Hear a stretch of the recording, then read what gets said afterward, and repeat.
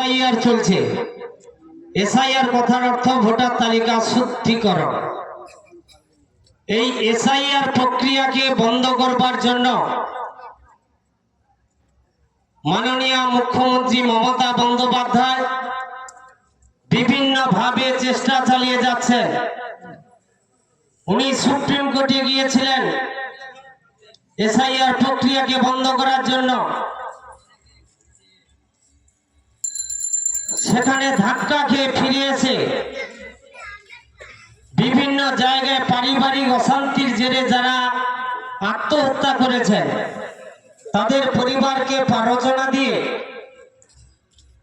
SIR এর কারণে আত্মহত্যা করছে এইরকম একটা পরিকল্পনা, এইরকম একটা ফন্দি সারা রাজ্য জুড়ে ছড়িয়ে দেওয়ার চেষ্টা করছেন, কেবলমাত্র লক্ষ্য এসআইআর বন্ধ করা।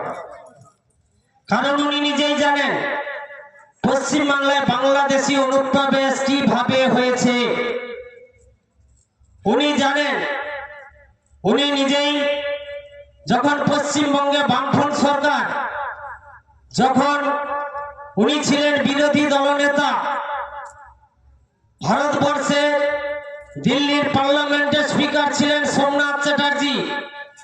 তৎকালীন সময়ে উনি পার্লামেন্টে গিয়ে বাংলাদেশি অনুপ্রবেশকারীদের অবিলম্বে তাড়াতে হবে,